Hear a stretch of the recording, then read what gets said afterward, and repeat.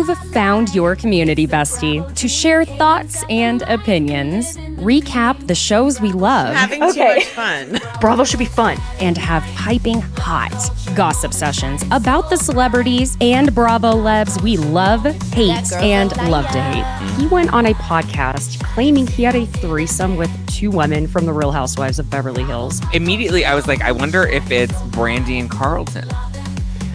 I'm Caitlin Marshall, your pop culture and Bravo bestie. Allegedly allegations. And if you enjoy fun conversation between friends, listening to your bestie rant about shows we can't get enough of, plus enjoy a little bit of, well, ridiculousness. Oh my God. I'm sorry. There's a spider that is coming down. Hold on. Oh my God! Oh my God! It's like the Blair Witch Project. Oh my God. Has anybody seen my ring? Oh my God. I don't want to ruin the party or anything. Have you seen my ring? Oh my God. Can you look on the floor for my ring? God, someone's gonna kill me. Don't mess with me because I will come. What? Oh. Feel free to leave that in for whatever entertainment purposes. You're in the right place. So thanks for joining me on Besties by Bravo. Hi, besties. Thank you for joining us today, Tuesday, August 13th. I have to say the date every time because I'm like, how? How? I know. It's almost Christmas. No! Okay, well, first of all, there's Halloween stuff. And Jeff showed me it's over. You guys, it's over. The itch has come. Well, first of all, No. I am very delighted. I have all these checks that I need to deposit from Margaret, Melissa, Tamra. Oh my gosh. I haven't made it to the bank yet, but once we're done here, rest assured, these will be deposited. So thank you, ladies. Yes. The gift it's called cards. hard work. Hard work pays off. You know, that gives me the idea to start with. What were your thoughts on this New Jersey viewing? That's what we'll call it. Well, I didn't even do a podcast episode on it, so that should tell you something. But it was a waste of time.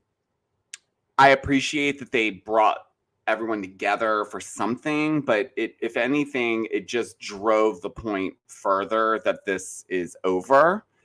And it also just felt like we were rewatching the finale again, which I didn't need to do because there was no further insight to anything that happened, and there was no resolve. So I don't know. What did you think? Yeah, so I will say, was there an element of it being fascinating that we get to watch them watch it in their real time? Yes, I liked that. I think that would have been a fun bonus on Peacock and uncensored, all of that. There was, to me, a very interesting moment with Dolores and Teresa when Dolores was like, no, Teresa, when Louis said that he's gonna, about I hope Margaret's son suffers. And Dolores made an admittance to backing Louis and Teresa up, even at the expense of her own son, Frankie Jr. And we got that flashback from the last reunion. Now, aside from that, it was just kind of, what are we doing? You could tell which room was, I'm going to be honest, and this isn't me being annoyed by Teresa most of the time. You could tell which room was most enjoyable to be in. And if y'all watch What Happens Live when Bo and Yang and Matt Rogers were on, they were hitting all the marks in the best way possible with their opinions. I mean, I even sent Matt a message. I was like, you are in my brain. And this is why I do love it when they go ahead and have people who are not Bravo Lebs and who are not the type of content creators, podcasters who try to be PC and diplomatic amongst the housewives. They gave honest opinions without being overly mean, without going too far. And they hit all the marks. I found watching Watch What Happens Live afterward the most, like, I got more closure from it, if that makes any sense, than I did from that sort of whatever that was. The Dolores piece was interesting. It was also interesting that she only popped into the other room for a second. Didn't really sit and watch. You know, I would have thought she would have at least gone in to watch the scene with her and Margaret so that they could have some sort of resolve, but they did discuss it slightly in that they agree to disagree on how they remember that. Listen, this proved the point to me that there's no facts that are going to be presented in any capacity that's going to make anybody on the Teresa side stop and be like, time out. Right. I love you, girl, but no. And I'm sorry, but if Melissa had said something like that, if Margaret had said something like that, you damn well know, okay? And this is one of those hypotheticals that you just know how it would, you know what would happen. So the fact that here we are 2 days later and people are still being like, but and that's why I made that meme of the screaming woman on the phone, because I've been getting inundated with people now going back a couple seasons and trying to go to where it all started to prove that this person is actually wrong and they deserve, like, there's all these people now on X and they're sending me the clips and I don't need the clips. You've watched it. Yes. I watched it. I'm not new to this. It's like, I don't need a refresher. It's not like I'm looking at these clips, but oh, yeah. Yeah, but then at the same time, if you were berating, let's say, Teresa for her past behavior, they would be saying, well, what? It's the past. Move on. That's the thing that's so obnoxious is like, look, do y'all want to judge what's happening right now in front of us or the past? Because we're factoring in all of it, but we take the biggest consideration into what is happening right now, because I think you and I both try to go, okay, people can grow, people can change. We see these friendships evolve. We see these people evolve because they are human beings. But then sometimes it's like, come on, how much do you want us to consider before we go, okay, we'll take whatever opinion you have and we'll make it our own? And that's where Jersey gets really difficult. And, you know, I know the way certain fans would have an absolute meltdown if they moved forward without Teresa and Jen. Is it really even worth it for Bravo to do that? I don't know. Is it worth keeping her on? Because she's angry. As in keeping the other one. She's angry. She's always pissed off. It's always this. It's always that. If it's not Margaret or Melissa, it will be someone else. It'll be another Fuda. It'll be another person. Listen, what we've learned is Jackie. There is a strategy in place when it comes to Teresa, and she's always 2 seasons ahead with her storylines. So what exactly are we getting that's like important at this point? She's not going to get a spinoff. So for everyone that's out there being like, no. And she probably doesn't want that, because she'd have to go chasing editors down for any little thing that may come off wrong.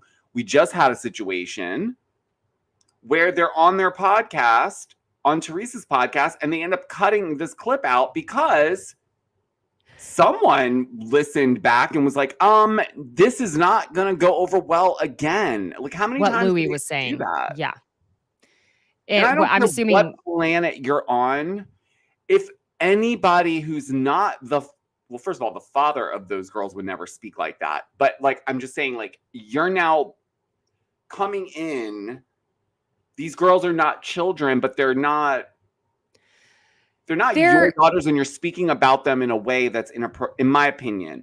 I don't think it's appropriate for a stepfather figure to tell the girls, go wear those thongs, go wear that short skirt, as if, yes, people are going to say that that is grooming, because that's the type of language that someone would use to get what they wanted visually or whatever. Yes, right? It's creepy as hell.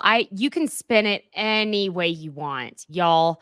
If your uncle came up to you as a young girl, a young person, and was saying stuff like that to you, you're going to tell me that you'd be okay with that? You know, it would have been one thing if he were trying to say, look, you own your own body. You can wear whatever you want. And if you want to wear it while you're young, wear whatever you want while you're young. If you want to wear it while you're more mature, wear it then. It's your body. If he wanted to take some sort of feminist spin on it, it would have been a different story. But we've had enough people say, and we've had enough evidence brought up about Louis as a person, and it is scary. And I did hear, now allegedly, that when Joe Giudice was commenting saying, no, he's a good guy, blah, blah, blah, that it's Gia usually doing his comments for him and kind of cleaning up. So I don't know if it's true, but Gia's a very, very intelligent young woman. And, she rides for her mother, that you should, right? It's your mom, okay? Sure. And not to say that she's not saying things to Teresa behind cameras and behind closed doors at times either. We don't know that. And that's why I refrain from really bringing up any of her kids, because yes, Gia's old enough. She's clearly in scenes and she's doing interviews, but yes, it's still weird to discuss her in a context where she is Teresa's daughter, because in hindsight, I wouldn't feel comfortable doing that. I don't even talk about any of the cast members' children that are on the show, because it's not, I don't know. It's just weird. And people go, especially in New Jersey, they like to be mean to the children somehow. Like, I see the most awful things about some of the children on this show, but I don't think that anyone working or living or being around that situation is not looking at it sideways.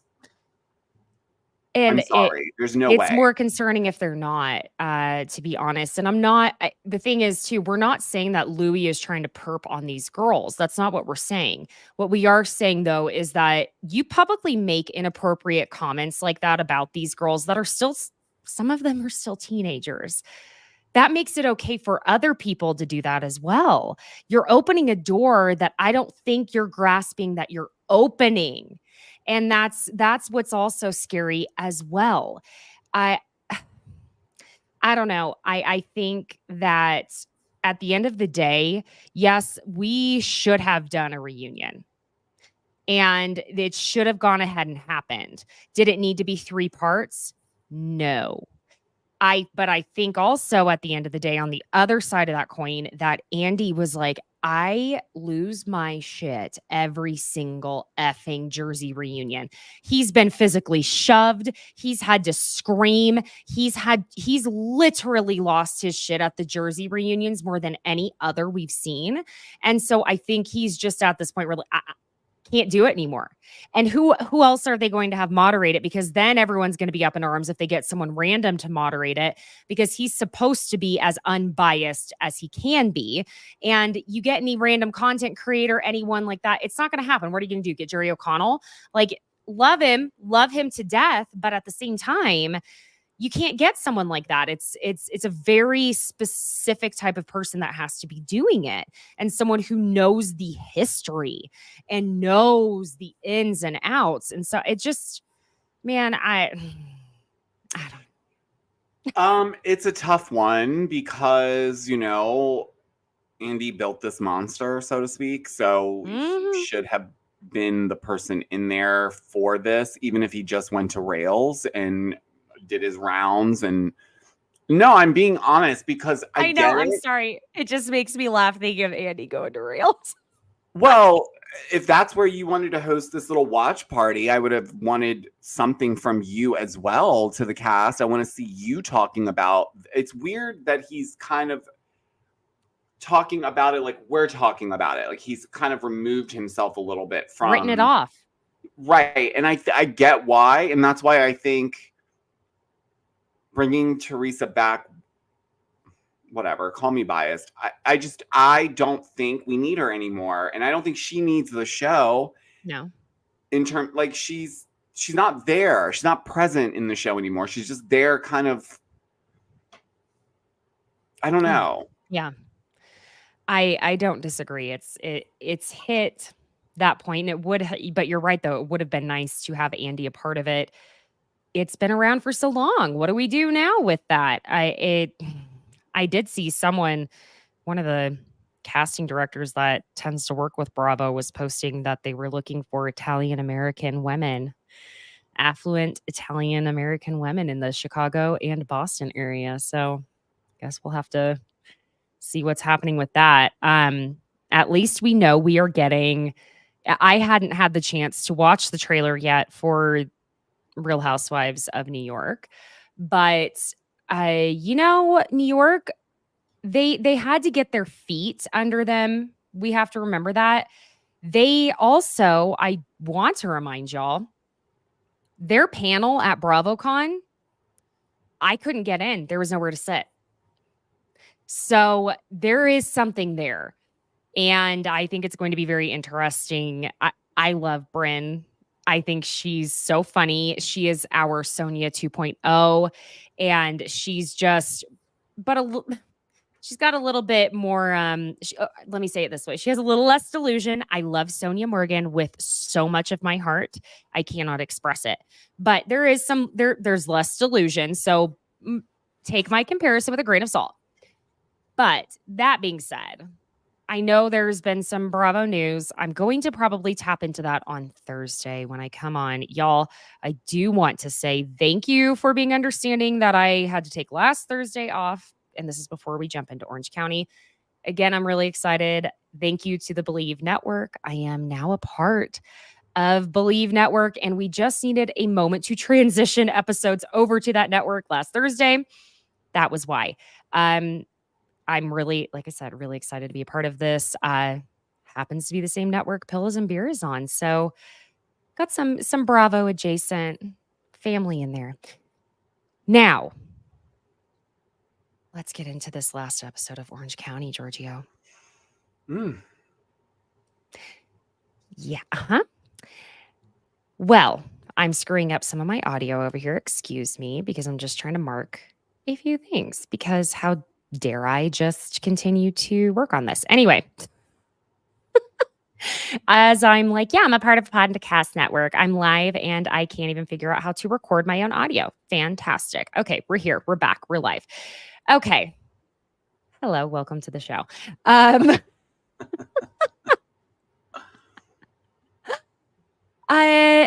I just say one thing real quick? Terry and Heather, y'all don't have to keep trying to pretend you kind of live in Orange County. We know you don't. We know you don't. You don't need to stay at a hotel. Okay? Come on. It's just... I know. It's like honey pies. No. But yeah, I gotta love how Heather is having quote unquote high tea for Gina and Jen, because basically she's trying to show like, oh, look at the poor people. I'm going to let them see what it's like to be rich. Face masks at high tea. I'm just letting you guys know right now, if I did high tea with face masks, they would be face masks from like Marshalls and TJ Maxx, because I'm not spending $50 a face mask like Heather did for y'all. No. I'm just saying. No, ma'ams. No. So before Gina and Jen show up, Heather's talking to Terry about Paparazzi Gate, which, don't worry, my friends, we got to see Giorgio on this episode of Orange County. Again. Oh. Okay. Terry ends up joking about, oh yeah, I love to call the paparazzi. I love it when they take pictures of me. I have to wonder, okay? Now, and it's not that I'm assuming that out of the two of them that Terry would have a lot of time to do something like this, but what if? Let's play a what if game. What if it was Terry just doing Heather a solid on this, being like, you know what, honey, I'll call the paparazzi. I'll see if that one guy can take a few pictures of us. We're just gonna have to stand a little bit closer to the front here. I'm sorry. Someone came into my DMs with I really don't care, you guys. I honestly, it's just funny to me. It is stupid, though. Made a big deal. It's so stupid and dumb. And like, anyways, someone literally came into my DMs about this on Friday saying that, oh, you don't know, paparazzi go to Disneyland all the time and they walk around looking for people. Taking pictures of children? Is that what you're saying? That's who they found pointing at a ride or a bird? Open to camera? No, but again, I was just like, whatever. I'm not arguing about this. Like, it's so stupid at the end of the day because it is like just we know you guys didn't call, someone on your team called. It's fine. We're ready to move on from this, but like the fact that she's so up in arms about it, that's the thing. That's the thing. If she weren't making such a big freaking deal about it, I mean, my God, who cares? Because we know the Kardashians don't even hide the fact that they call paparazzi. Kim has her own paparazzi team so that she can get the photos to edit them before they release them. What? You can't get more strategic than that. Like, what does it matter? It doesn't. You allegedly wanted to steer everyone away from these cheating rumors that were happening at that time, so you chose that. Disneyland. Anyways, I know it's my fault. Sorry. If I would never have made that video. Y'all, it is all Georgia's fault, though. It is my fault. I hope I get invited to the reunion because I think I have some things I need to say. You could zoom in. I will. You will listen. You will get your own glam squad. You know I will. Listen, you have the budget. We can do it from my house. I can zoom in from right here. Yes, he's ready, Andy. We just need Andy, the camera, and the girls. Again, this is all getting turned on to Gina, who most likely was like, oh my God, yeah, Katie, you should bring it up. Yeah, see, that's what you're going to need when you come on this season. We know Gina, I'm sorry, but we know Gina was doing that. It's not that Gina was being a bad friend doing that. Heather knows how this game works. She's been in it longer than Gina has. Gina met this new friend, Katie. She liked her and was giving her some tips on how to stay on the show and get her screen time. It's your funeral, but you're going to have to go after Heather because someone like Katie is too poised. She's got her, she's just a different type. She's in that Heather realm, so to speak. She's not going to get in a screaming match with Tamra. Come on. We don't know that, though. We don't know that. We haven't triggered that her Golf yet. Channel voice. I don't know. I don't see yeah, it. but that sometimes is the scary kind because that means she either shrieks or she gets real like low, cold. Yeah, like I don't think she's a yeller, maybe, but like for sure gets. Well, yeah. We got to see Katie talking with Shannon in the screenshot of Giorgio Takionakis, which they could have used a screenshot where your face wasn't covered up, goddammit. I have a bone to pick with you. Don't Golf Channel yell at me, Katie. That's okay. My hair looked like shit anyway, so I'm glad it wasn't too much in my face. It didn't look like shit. But isn't What the it hell? always... How much gel did I slap on my... Anyways. You know what makes, you know what really chaps my ass? What? The videos that go the most viral that I'm talking to the camera are when I look like dog shit. That's, because that's how it works. Don't you know? Why? Why do you like to see me look terrible? It's humbling. Oh, honey, I get humbled several times a day. You know what? Speaking of, my son, now his new thing is he doesn't realize what he's doing. Of course, he likes to grab a roll wherever he finds one. And he just jiggles. Mama, look! I'm like, I see it. You little cute asshole. Fuck. Like, don't grab one of my 4 belly rolls. Yes, it's 1, 2, 3, 4. One is bigger than the other 3, but that's regardless. Don't grab the biggest one and be like, "Oh, Mama." Like, and then it still shakes after he takes his hand off, and he's like, and I'm like, "You little fucker, I love you." But oh my God, I'm humbled constantly. Anywho, I can't do that. Are you grabbing your notebook for another reason not to jot it down? Your other reason for not having children. They yeah. will grab your fat rolls and Yeah. laugh. Your fat rolls and the sagging, like the double chin. He loves the gobble wobble. Thank God he's cute. He's sure lucky he came out that way. Anywho.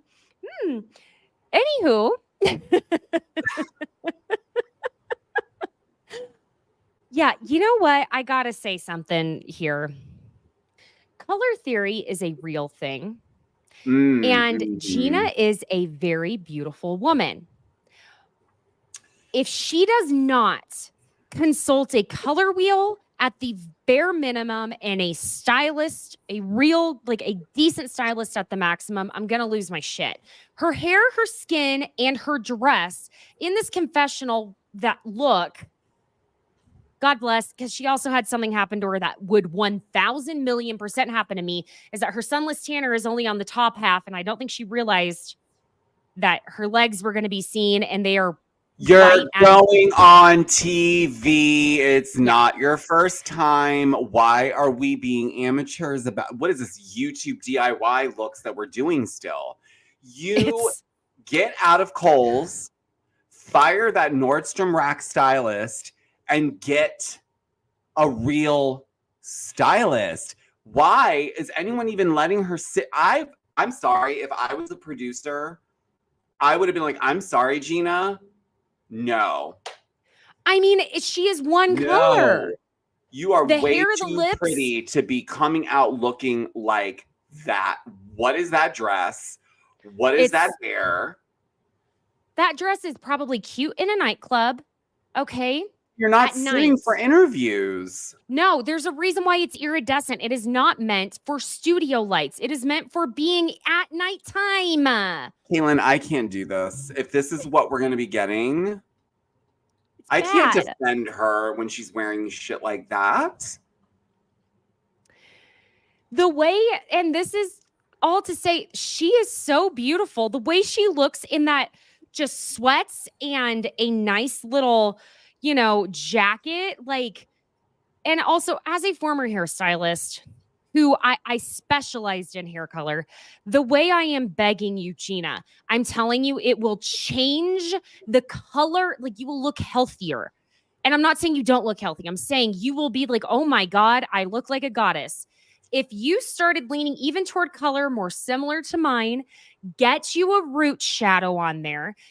And I mean very light root shadow, and bring some warmth in, because your skin, you lean toward yellow from what I can see. I can lean toward that direction as well. So this is me speaking from even my own experience. She's a little bit similar in some of the coloring I have, but she has more of that Italian, olivey yellow to her.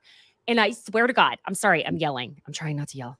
Speak normally, Caitlin. But it makes me nuts. You don't, just because you live in the OC doesn't mean you need to be platinum blonde. Really, the only people that are working as platinum blonde on this show are Tamra and Jen. Let everyone else, because Alexis is not platinum. Shannon, she could even go a little bit darker. It would actually bring some youth. And she looks amazing. I'm just saying, oh my gosh, getting me started on the hair color. She just needs to give it a more natural look because she might, dare I say, be able to get rid of the extensions at some point if she went with a more natural tone. It's just, she just doesn't know. She doesn't know herself physically at all or something. I don't know what it is. She just doesn't have a personal sense of style. And she's playing dress up with things that are not for her, and whoever she's working with hates her. Loads. I'm sorry, but like if you're cutting corners and saving money, it's not worth it. You do better just doing your own makeup, hair, and just putting on whatever you were going to throw on in your own closet. Yeah. But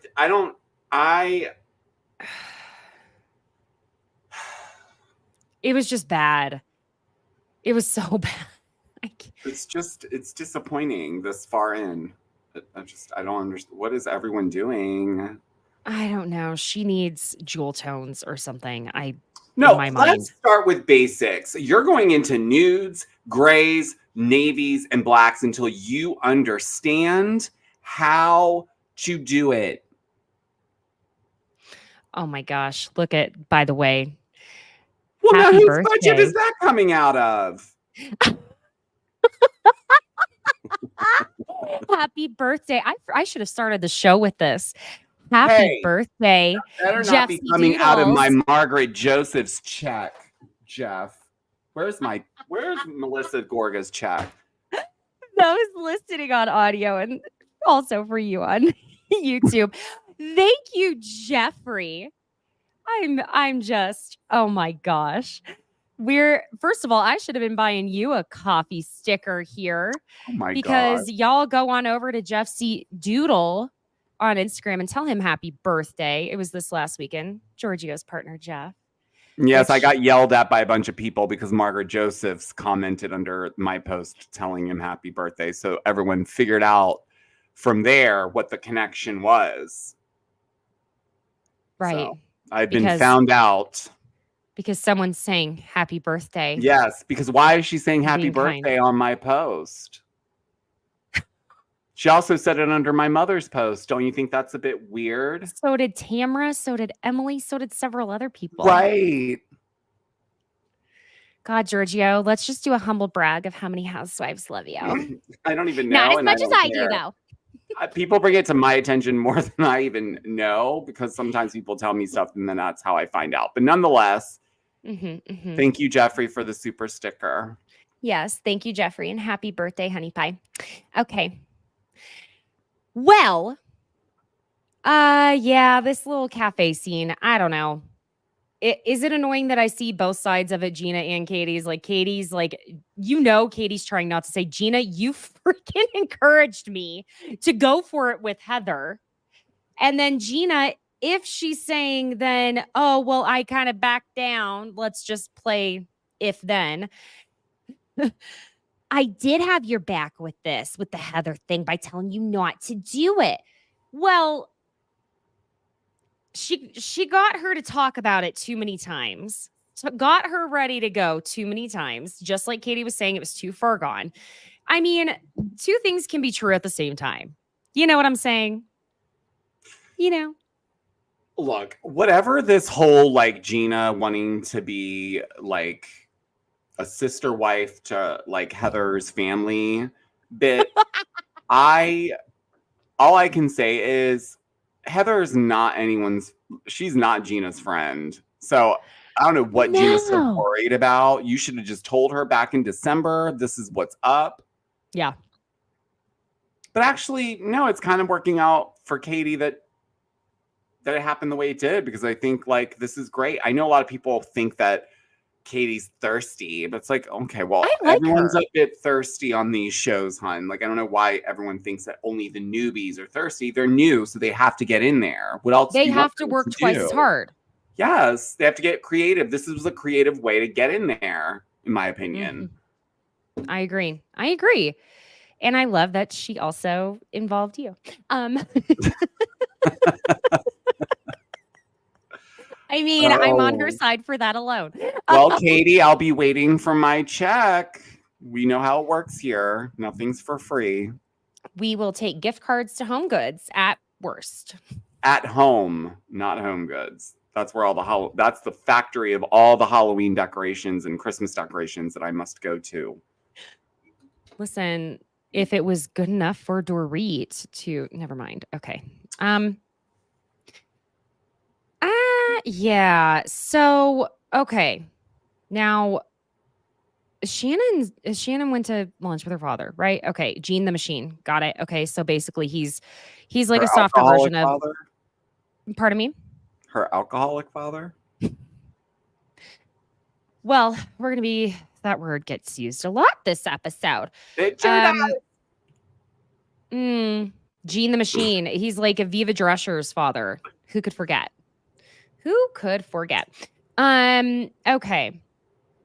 Now, the flashbacks, we do have to have this pointed out, where they are showing Shannon having her wildest party moments. Sorry, babes. Tamara is with her in almost every single moment, taking the shots with her, doing all of it. Okay.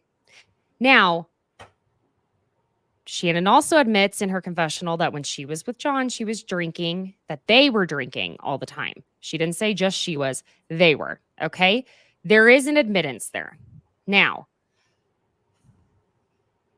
I like Tamara Judge. You know I do.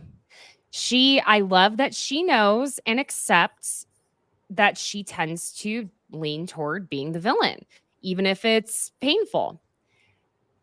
Why the fuck are you trying to cozy up to Alexis Bellino this much, Tamara? You don't have to do this.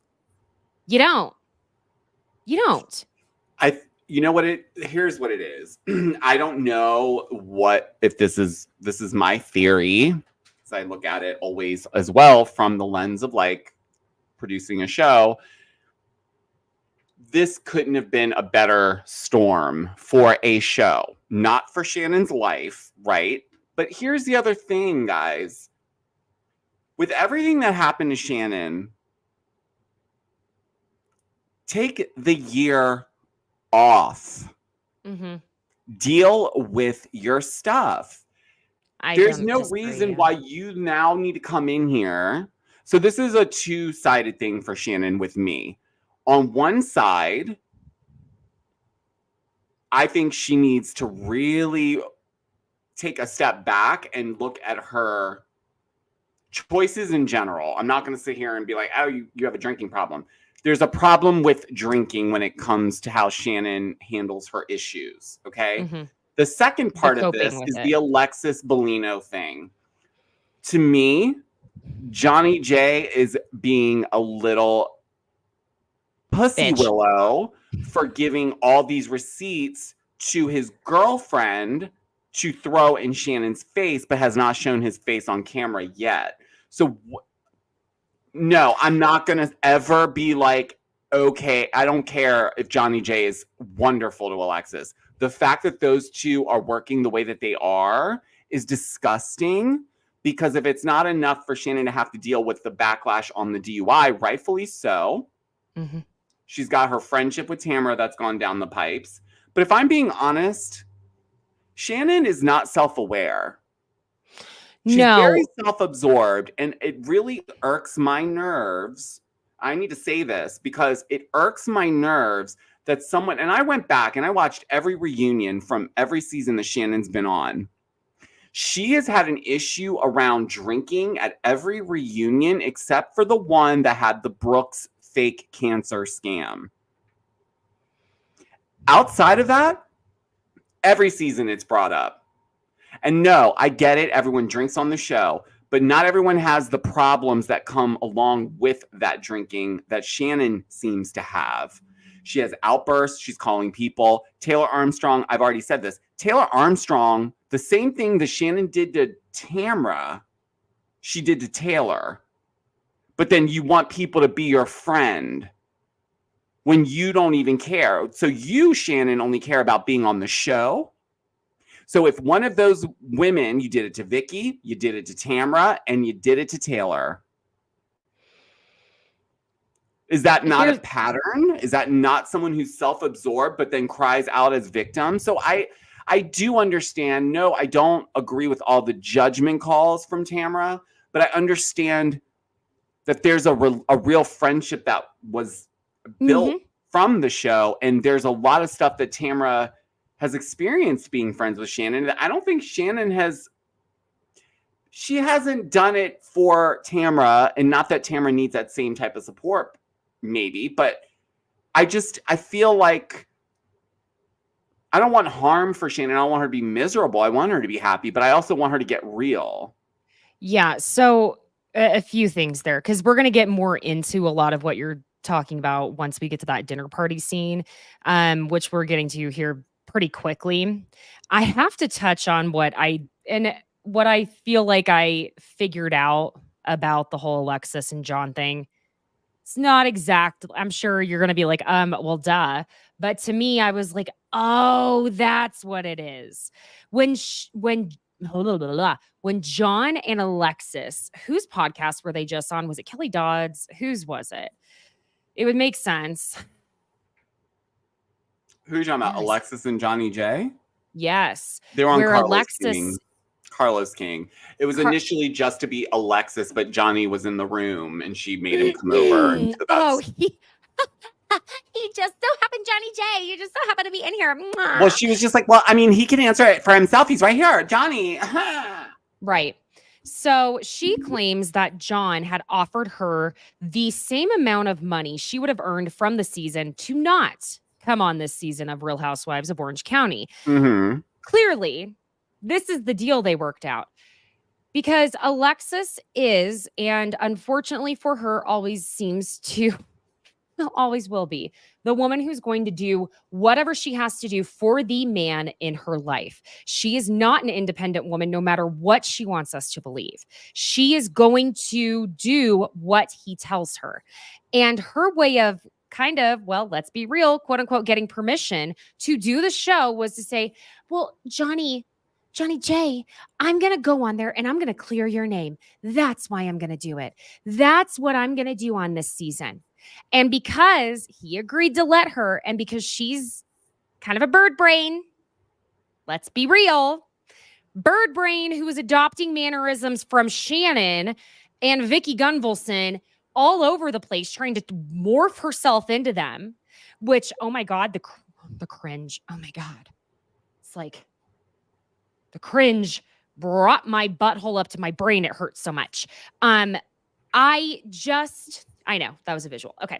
Anyway, point being, that's what they agreed on. And that's how she ended up being able to do this, because she was going to have to get permission from Johnny J, because she's that type that has to get permission. And the whole thing with Tamra and Shannon. Okay. We're going to get into that more. Okay. We're going to get into that more. What we do have, you do have to admit this. Tamra was going way too goddamn far, telling Alexis, of all people, that Shannon, no, she didn't go to rehab. She went to therapy to learn how to not date the wrong guys. To Shannon's most recent ex-boyfriend's new girlfriend, who has come into Shannon's workplace to try and destroy her. Even you got to admit, that was shitty as hell. She didn't have to say that. No, but I think, again, I really feel like we're getting the strong victim edit for Shannon a lot of the time. And I don't think she's really taking her own responsibility in this Johnny J thing. I don't think Johnny J is anything. I think he's a piece of garbage. But it always is referenced like John did this to her. John infiltrated her life. And because she's had him in her life, she was paying for stuff for the beginning of the relationship. And then she got money from him, but he didn't offer to pay Shannon to not film a season. But that's because that's a full-time salary and he can't afford that. So the $12,000 he did offer Alexis, no, she already gets that a month from her ex-husband. So I think as much as Tamara's good with her, she also is shading Alexis a little bit and being like, he's not even that great of a guy. But go ahead, girl. Let him treat you well. That's my theory. I'm not saying that that's what she was doing. But I think that's interesting. I'm not thinking that this is going to be a long budding friendship. And if it is, I'll eat crow. But I do think this is more to do with making the show good. I don't disagree. What Tamara is invested in at the very least. But you know what? Shannon, I empathize with her when it comes to this Alexis and Johnny J situation for sure. It's just there's a lot happening with her, so it's hard to like can't just stick to one path on your opinion. At least for me, because I can't. Well, it's her anymore. It's a mix of a lot of things when it comes to Shannon. My thought process is obviously, you know, especially seeing the photo of her after she crashed her car, it's egregious what she did. Now, would we be saying it in this way if she had actually hurt another person? No, we'd be saying she's a piece of shit constantly, right? Now, she didn't. So then where is the line on where we go, okay, we're going to forgive someone and move on? It's a really difficult mix of things because no, she didn't actually end up hurting anyone but herself and potentially Archie, but she could have, and it was a violent crash. You know what I'm saying? Like it's such a mix of things. She hurt herself. That's what I said. Yeah. Oh, yeah. But that's where she skips over that in the sense of like, this is not, we get it. You did not hurt anyone. Thank God. No, but that's the hard part. Yourself, and you're not even taking a step back. You're trying to put all the smoke and mirrors up. And was it bitchy that Tamara said it to Alexis of all people? Yes. But is it true? Yes, you didn't go for drinking issues. You attribute every issue in your life to a man. That's just as bad as Alexis, in my opinion, because you guys are when something doesn't go right, it's David did this, and it's right. Just you can't. But do that no one was in therapy with her. None of us were in therapy with her, so we don't know what I'm saying on the show. Right, she comes off in a very much maybe off the show she's not. But on the show, she's very much like got it carved out where it's all happened to her and she is picking up those pieces, you know, which the first few times I'll give it to you. That sucks. Now, so I don't think so. Like, I just give you in the sense of like you made a mistake, but you're not doing anything real to take the accountability for it. Well, I think my point being is that Tamara and we were not in the room for the therapy that Shannon was doing. We don't know what she was doing. And Shannon does end up saying, look, I wasn't allowed to drink in my program. So we don't know what was going on there. We don't. And we can't make assumptions based on that. That's the same thing as trying to assume exactly why Jax Taylor is in treatment right now or what have you. Oh my gosh. Sorry, I keep looking outside. There is a huge storm about to hit here. Oh dear. Literally a wall cloud. Almost. It's like a half wall cloud. Okay. It's like a peek over the top wall cloud. Anyway. And so I think it's the growing up in Oklahoma and me that I'm like, oh shit, what color is the sky? Is it green or is it kind of the darkish gray? If it's darkish gray, we're safe. Anyway, we've had a tornado hit here before last year. Okay, moving on. If I'm getting distracted, that's what it is. It was bright. And then if you're watching, you may have noticed suddenly the light changed in my room here that I'm recording from. I was like, oh my God, what's happening? Now, Alexis's confessional, Giorgio, I can't not talk about this. When she and Tamara are talking about the golf event, the booby shaking, you invited Debbie Downer over Lexi? She is morphing into Shannon Bedore, Giorgio. She is. She's single white femaling her. She's a bunny boiler. I am scared of Alexis Bellino. I need her to go home. I need her to just, I don't know, call someone. Oprah, call someone. Call Oprah. I don't know. Dr. Phil, call someone. Because then she does I mean, if you're going to have a party, who's going to be more fun? Huh? Shakes the Jesus jugs on, this one. Look at the Jesus jugs. Jugs for Jesus. Honk if you love Jesus jugs. This one's more fun. Happy-go-lucky Lexi. Who the fuck has called her happy-go-lucky Lexi? Zero people. Zero. Not Jim Bellino.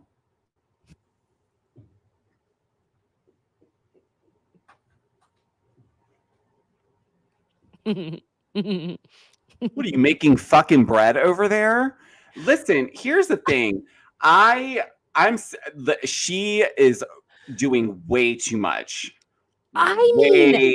Way too much. I can't do this a whole season. If this is how she's going to be every scene, where it's going to come with receipts from not even her. She wasn't even around for any of this, but somehow she's the mouthpiece for John. But it's like, well, then bring John with you then. Why don't you? To me, if you're going to do all this, bring him to the dinner. Bring him to the dinner then, so that they can talk about it on camera. I'll watch that. I'll watch Shannon sit across from Alexis and Johnny J and let Shannon confront Johnny J for all the crap that she's been getting through Alexis, that he's saying and giving her all these prepping. Yeah, but I'm gonna need her to have Vicky sitting next to her, because I don't care what anyone.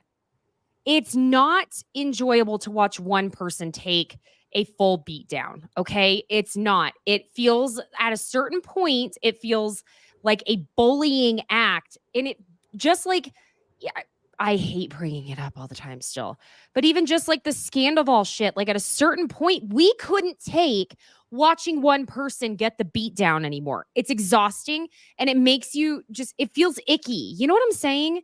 So you got to let Shannon at least have someone let's put the DUI aside for a second. Put that on this shelf right here. Not a top one, a middle one. We need to still be able to reach it. But in this case of the Johnny J and I'm sorry, we have another rebrand. Happy-go-lucky Lexi and Johnny J. Jesus Christ, what year are we in? But it's really like, no, it's yuck. It's yuck. The liar face. I don't think that Shannon's getting a full beatdown I don't think it's everyone against her. I really don't, because Heather stepped in with Alexis, who's her friend, and was like, girl, you need to calm it 300% down. Emily's not jumping on Shannon at all. Let me put it this way. Tamara can feel like 10 people. Well, that's fine. But you know what? Again, Shannon, why did you come back this year? I don't disagree. So it's just a lot. And also, I wanted to say this before. No, I keep losing my point. There was a point I wanted to make about Shannon and the way that she...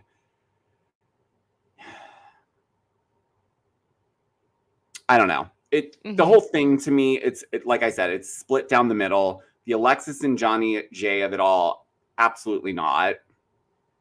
Absolutely not. If she owed you that money, you waited until filming. So you're being a little bitch, right?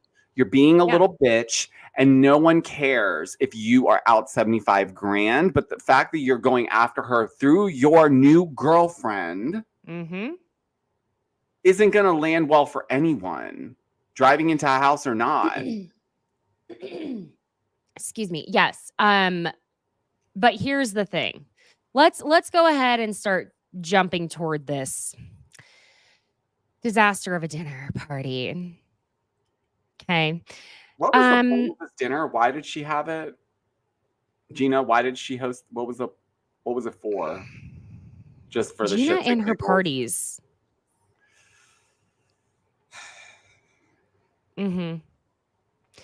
Okay, so this, dinner party disaster. Okay.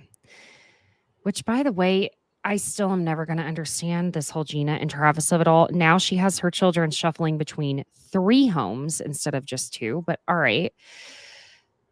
Girl, just tell us you can't afford a fucking house. Like, stop with the antics then, because why are you shuffling your kids around to hit? Like, wasn't the point that everyone was supposed to have more room? Well, Shannon tells Vicky on the way to dinner. Furniture that you have all over your house? Yes, the modern farmhouse. Shannon tells Vicky on the way to dinner she can't go to Mexico because of her DUI, but I will remind y'all she cannot go to Canada, Australia, Japan, Malaysia, New Zealand, any of the United Arabic countries. This further explains why the cast went to London for their cast trip, because the UK is at least more lenient with this. Now, with Tamara showing up in the same confessional look Gina was wearing, Gina, sweet baby girl, I'm so sorry. The reason Tamara actually wore it better has nothing to do with any physical attributes you have. She has nothing like that. It was styled better.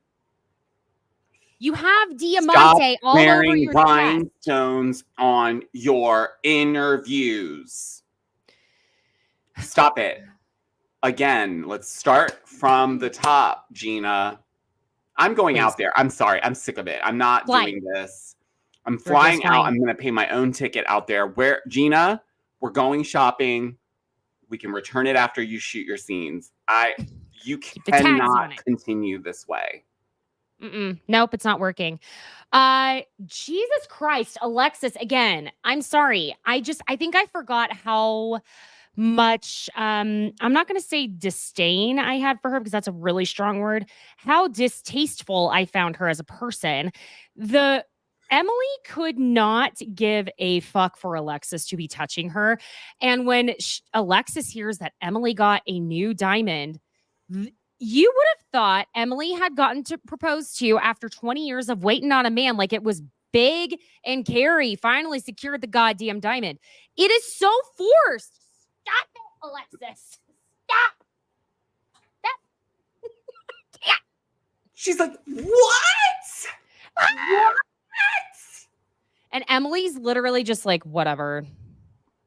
Yeah, because first of all, Emily does not like her, and she made it very clear, like, don't touch my fucking hand. She's like, this hand is now dead to me. It may as well be a Frankenstein arm. Go ahead and look, because you will never see a ring like this, since Shannon is never paying Johnny J back, and you're probably. I hope she doesn't. I hope she doesn't. I hope he eats that $75,000. You piece of shit. Truly. So, okay. Vicky and Shannon show up. And Alexis again, like, girl, I don't want to be talking about you this much. I want to have other things to say, but you will not STFU at any point. You are like, you think you are Regina George at the plastics table, but sweetheart, no, you are Karen of the plastics table, okay? Not Karen Huger. We're talking about the other Karen on Mean Girls, who didn't know what was going on and would giggle and just was completely unaware. Baby doll. Because my God, you look at Victoria Gunvalson and go, oh, look who's in my world now. Alexis. You are speaking to the OG of the OC, however problematic Victoria can be at times. My effing God. She's the mother of all you dragons. You can stream OG of the OC on Spotify, Apple Music.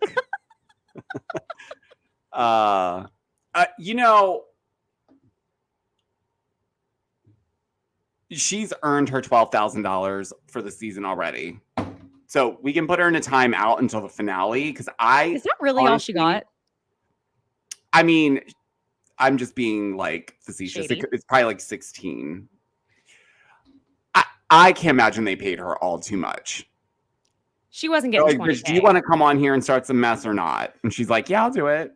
Yeah. That's why Johnny J offered to pay her salary. How much do you think her salary was? 6 figures? He was going to cut a check for 6 figures, but he's asking Shannon for $75,000 back that he lent her who knows when at this point. Why do I feel like I saw an actual number associated with this though? With her I'm gonna salary. Google this very quickly because now I'm curious. Yeah. What, I mean, it's not a salary really because it's per episode, so I'm not sure. Oh, no. I don't trust this random ass website. Okay. Yeah, because I'm just curious the full salary. What is that full salary that John Jansen offered to pay you? Did he guesstimate that she would be on every episode and just figured out what that was based on her per episode payment? Yeah, I don't know. It's always kind of a mystery what the housewives get paid and all of them. They keep it very under wraps. Anywho, yeah. So when it's time for Vicky and Shannon to decide if they want to have drinks, Tamara's ears are perked up. She's ready. Tamara knew what this scene was going to need to be. Now, Yes. Vicky loves to play mother hen, so she tells Shannon she can have a cocktail. She doesn't need permission. You can have one. And here's the thing. At the end of the day, do I wish bare minimum that Shannon had done no drinking, if only for the camera, bare minimum, and seen maybe how it felt for her to film without having a drink in settings that she is expected to. Yes, because even though, listen, Countess Luann had that pocket breathalyzer, but we did get to see Luann had to do it. And guess what? A lot of our opinions changed about Luann after that because we saw her go ahead and commit to it even after the breathalyzer was gone for a minute. For a minute. Okay, come on, for a minute. And Tamara gets this look on her face. She's like, oh, yes, bitch, it's time to turn it up. And she leans over and goes, oh, yeah, an alcoholic should have a drink. As she's sipping her espresso martini. Now, I got to say this, okay? It seems that Tamara was okay. This is going to be a hard one for Giorgio to take because I know you love you some Tammy Sue. But, and I love her too, but I have to be honest here. It seems like Tamara was perfectly okay for the most part with taking shots with Shannon, doing all the drinking and partying and whooping it up with her and Vicky until Shannon did jeopardize the profiting off of doing that. And again, you may disagree with me, but at the end of the day, the DUI, I don't know what word. Sometimes it's okay. Anyway, same thing. I don't know how many times we do have to go over the DUI until that horse has had enough. Because if it is an entire season of moms against drunk driving, I'm going to put my head through a wall.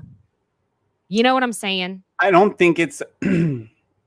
So, two things. I attribute this back to a friendship that I do currently have that's been over 20 years. But there was a period where this friend was not making the right decisions at all. And up until that point, I was what you just said. I was at the bar with him. We were drinking, even though I knew those choices were not correct for him based on where he was. And I knew that if I continued to go and do those things with him as if nothing had happened, I would be enabling that behavior more. I'm not doing you any justice. So is Tamara's delivery perfect? Absolutely not. Mine isn't ever always, it's not always perfect either. No one's is. But there is a point where she did stop when she saw that, oh shit, she can't handle that type of partying. It's making her make erratic decisions like drive into someone's house and then pretend to drive away and walk your dog when your face is bleeding. I'm sorry, on that note, can you fucking imagine seeing Shannon Bedore pretend to walk Archie down the fucking street? I'm sorry, I'm dropping a lot of F-bombs because it was. I couldn't. was that I would bad, be you guys. mortified. I would be so traumatized, I think, to see someone be that removed from what just happened. So I think what's coming up on camera isn't isn't going to make as much sense because I think a lot of the stuff that's happened off camera is not being pushed through. So it just looks like Tamara's just like, you're an alcoholic, you're a piece of shit. Like it, and I But get she it. is going I get too it. hard. She's being cruel at the end of the day by bringing Alexis into it. This is the thing too. I've personally in my life dealt with alcoholics and what happens when you go in bull in a china shop the way Tamara is, it's going to have the opposite effect. If Shannon truly had a severe, and I'm not in the way I phrase that, but let's say if she does, if that's what's happening, because we can't diagnose it, right? If there is a severe alcohol problem, number one, she would have had to go to an inpatient treatment facility if she was drinking to the extent that Tamara is accusing her of. And I'm telling you why. Because people who drink like the way Tamara is framing it, she would not have been able to get off of drinking alcohol without medical intervention. And I'm telling you that from not my personal experience having to, obviously, I'm not haven't had to go to inpatient rehab. I have known people who have, and it is dangerous. And I'm not talking about people who have to be drinking from morning until night. There is still, for those people who are not even drinking like that, it can be dangerous. So she would not have been able to, and that's if we take her word that she wasn't drinking in the program. Okay. Now, is it Ozempic or is it less alcohol? Her face, yes, she had a facelift, but there's something to her face that says to me less alcohol. And I think it's easy to tell that. You know what I mean? Yeah, but let's go back to the scene that was produced for her to have that conversation with the lawyer. Let's go there because that's where it was sealed for me that she wasn't going to be fully aware and fully accountable of what happened here. That conversation was merely to prove that she did her time, she paid her consequence, and in a couple years after your probation, we can get this actually taken off. And then she responds with, well, I don't know. I mean, I don't want to seem like I'm not taking full accountability. I mean, I do have, I am privileged. You are, because if it would have been somebody else that did that, the fact that she's allowed to still be, first of all, let's put it in perspective. Felicity Huffman paid $15,000 to get her child into a school. She's blacklisted for probably good reason. Not at this point, in my opinion. I think the time has passed. And if Lori Loughlin can be back on our TV screens and TikToks and welcomed, then Felicity Huffman, who did way less.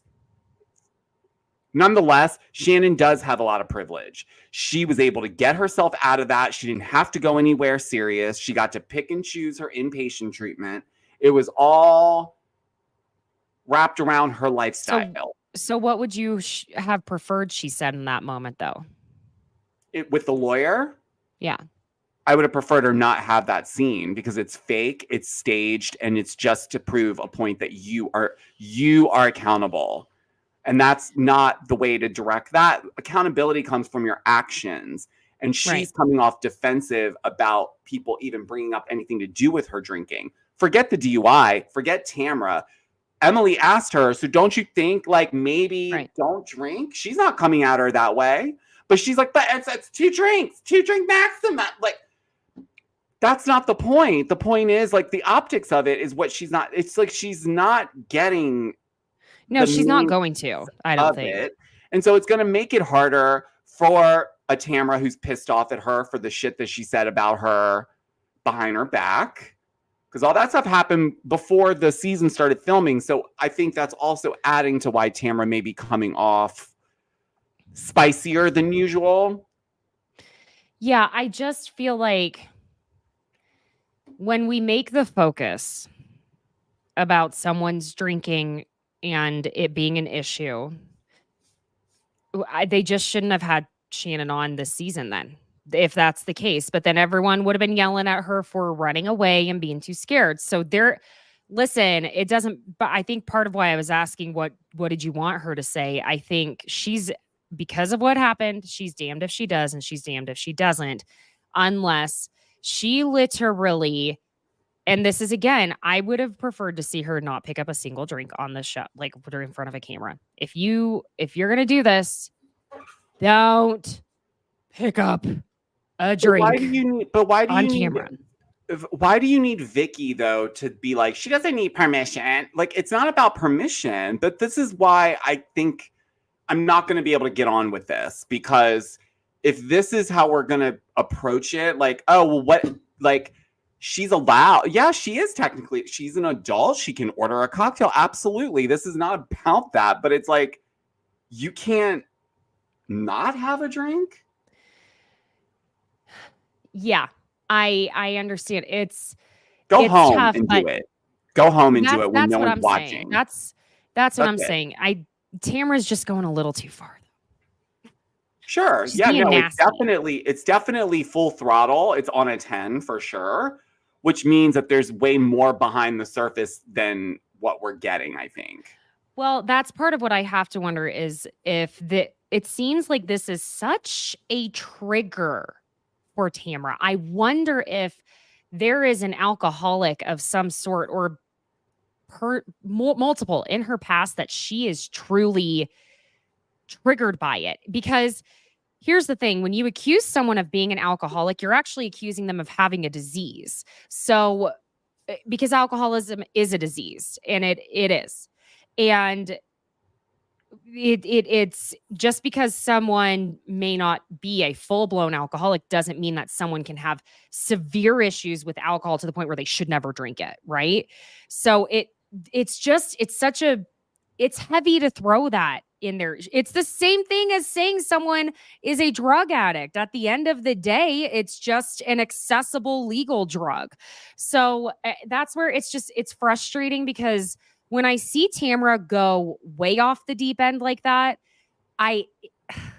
any point that she has, whether it is valid or not, it goes out the window. And I'm like, Tamara, you got to stop doing that. But then, got to be honest, Shannon does something really freaking stupid by trying to bring up Tamara's drinking. Ma'am, what do you think you're doing? Stop turning it around.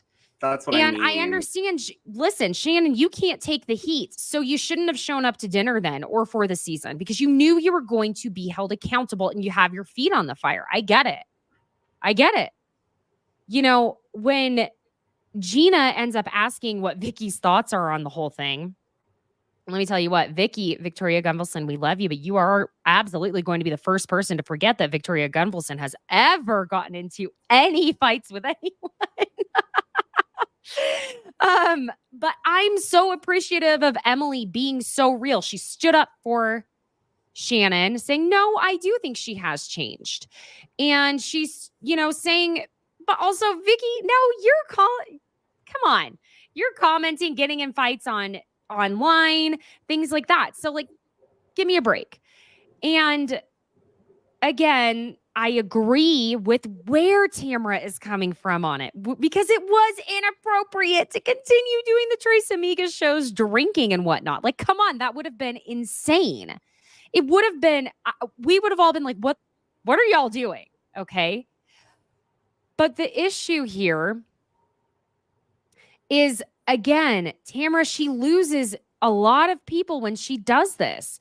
When Shannon's getting to the point where she's had enough, and Vicky's saying that Shannon did go to rehab after Tamara's saying she needs to go to rehab. And Vicky's like, yeah, she did. No, we all know she didn't actually go to rehab, but Vicky says that, and Tamara goes, nah, she went to therapy to figure out why she dates bad guys. Prompting Alexis's bitch ass to be like, Tamara, come on. It's too low. You didn't need to go to that point. You can make your points without being cruel. And it's not. I hate to say this, guys, but you know what, Shannon? Sometimes karma is a bitch. You spent how long talking mess about Gina's situation so much that you dragged her kids into it publicly? Now, agreed with that. Agreed. You in one or two episodes apologize and cry and move on, and John Jansen's now dating Alexis, who's on the show. We're supposed to stop. all conversation and accountability for Shannon when she loses her mind every season. It's just weird to me. I'm not saying crucify the woman. I have her back when it comes to Alexis and Johnny J. So this is not a like, because trust me, there's a disagreement there because people seem to be on Johnny's side.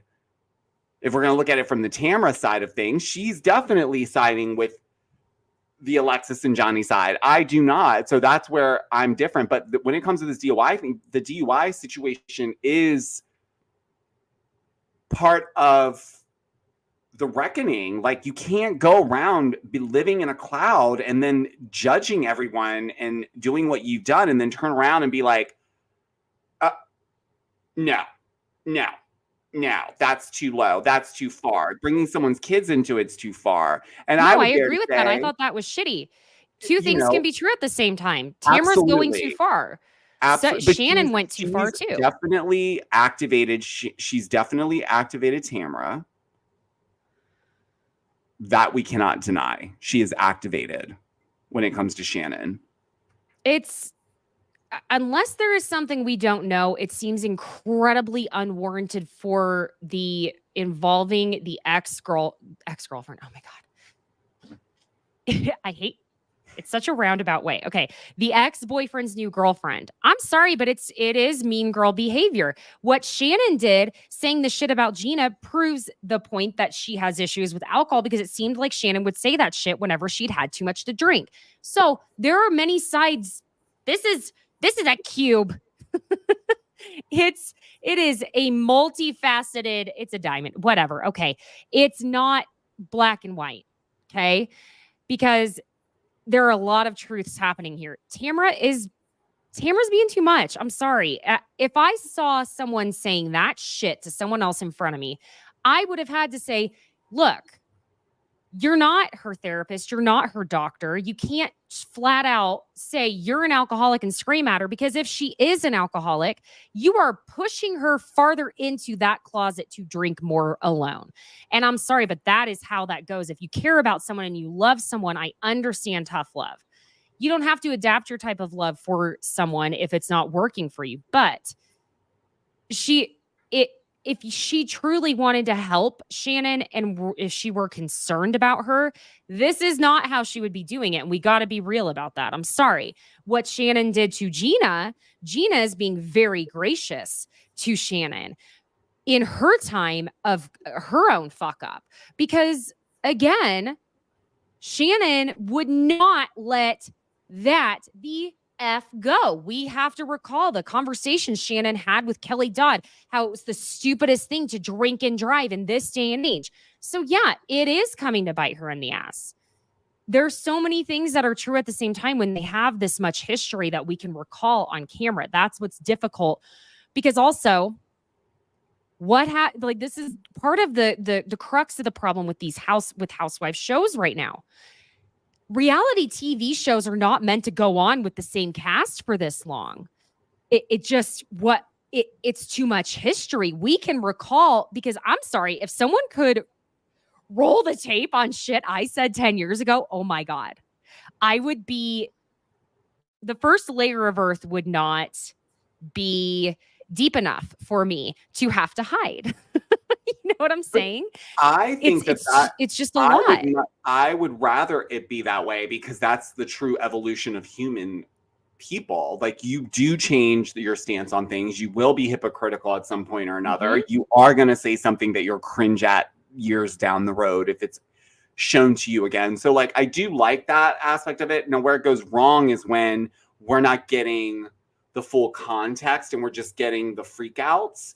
Because that obviously, now listen, Tamra obviously is the villain for the show in general. And she's okay with Shannon, that. She's always been very much this way. So it's, I really don't think if it wasn't Shannon, it would have been someone else. Yep. That's the way it goes. So, but sometimes, like, let's just say if Shannon sat back and Tamra sat back and said nothing and let everyone else kind of get their hands in, and she only dealt with what she felt like, people would be saying something about that. So I don't think she needs to do that. No, but I think she is known for being abrupt and very blunt with her opinions and very strong minded in the moment. And I think Shannon is the same way, things differently. But we can't deny that we skip over all this time. They're not going to really, maybe they will, but there was 2.5 months where Tamara was supporting Shannon, was there when the whole thing was going down. And then she found out in the midst of all that her and Vicky were talking smack behind her back and saying that she thought she was better than them because of, the show. And it's like, okay, but then look, you guys get on a Zoom call and they're telling you ticket sales have plummeted. Get to work. So, well, let me tell you something that I found really fascinating, because it just was so, you would think someone wrote it specifically for this trio. Melissa Reich, Eurobish therapist on Instagram, posted about how she saw the Vicky, Tamara, Shannon dynamic, and immediately she said it's the Karpman drama triangle. So let me explain this to you, and you all are going to be like, well, goddamn. So we start with, and remember, picture the triangle, the persecutor. In this mode, and I won't even tell you who this person is. You'll be able to do the math. In this mode, the person doesn't value other people's views and integrity, angry, opening impassively, aggressive, judgmental, bullying, demanding, spiteful, and scornful. This is in a group that is 3 people. Remember this. Then we have the rescuer, this other person. In this mode, the person doesn't value other people's capacity to help themselves. They appear self-sacrificing. Notice the word was appear. Over helpful and facilitative, like to be needed, prone to meddling unnecessarily, and engulfing. Then our point, and those two, I just talked about the 2 at the base of the triangle. The tip of the triangle is the victim. In this mode, the person doesn't value self and defers to others, manipulative, quote unquote, poor me syndrome, helpless and needy, complaining and whining, fretful, downtrodden, blaming others. If I mean, let's see. We started with Tamara, we went to Vicky, and then we went to Shannon. And again, I want to give Melissa, Yorbish therapist, the credit on, I wouldn't have known to look that up. But it's very clear, just like how I was putting in my notes, and I only just saw this earlier today, that it was what Melissa had posted here. Obviously, Vicky, how I was calling her the mother hen. Tamara, she is oppressive and angry. She's going too far. Then we have Shannon, who won't take. She puts herself in this victim, poor me mode. She's blaming everyone else. And it's really wild how clearly it just puts it. It really is. That it's exactly what's happening here. And again, I really think Tamara must have some history in somewhere in her history. There was an alcoholic that has really triggered her. Okay. But one of the last few things I just have to point out is, did you notice everyone else's faces when Shannon was out of the room and Alexis calls her liar face? Did you see the look on everyone else's faces? Yeah, because they're like, what? Exactly. Because, and Emily winning the confessionals here, just being the most real person out of anyone. Honest to God, she is. And this isn't just blowing smoke up her ass because I like her. No, she is. She's being herself. She points out how Alexis is doing this big disservice to herself after Heather's like, I really wish you would just kind of, take it down a notch and try to be Shannon's friend. Like, really? On what fucking planet are those 2 going to be friends? Number 1. Number 2, it's like, what do you think she's going to do? Bring receipts, then go hang out? Like Emily said, like, give me a freaking break. It's gone too far. It's enough. It's enough. Taylor Armstrong enough. Such bullshit. But I loved our little aside of the women, between Jen and Katie and between Heather and Emily being like, oh my God, yeah, she got a facelift. She looks great. Yes, she looks great. I I love that we ended on that after Vicky was like, we're all Christian women and we shouldn't fight. We're believers in Jesus Christ. The flashbacks of Vicky being a monster. It's always, listen. It was hysterical to me, okay? It really was.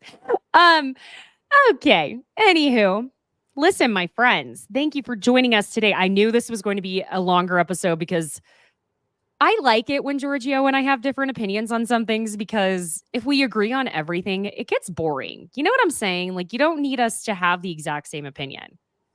That's my opinion. It gives more food for thought, at least for me, when someone gives me a different perspective. So I always love it when you're willing to go there with me. And Listen, I love you so much for being here too. We gotta keep it real for everyone. Yes. Giorgio, where can everybody find you? Tell them. Yes, you can find me on Instagram and TikTok and YouTube at Giorgio Says. My podcast, Giorgio Says, is everywhere you get your podcasts. You can stream my Housewives Tales album anywhere you stream your music. And yeah, I think that's about it. Well, friends, you now, like I said before, you can find me on the Believe Network, BLEAV, for your podcasts, but also you can find me anywhere you listen. Follow me on Instagram at Besties by Caitlin, Caitlan, and on TikTok. If you're watching here on YouTube, please hit the like button and subscribe. Check out the Pop Culture Besties merch shop on Etsy. Friends, I just threw up like... I just put up. God damn it, Caitlin. You'd think I did this on a weekly basis or, whatever. Anyway, I just put up like literally 15 new designs. So it's going. And I think you will like a lot of them. All right.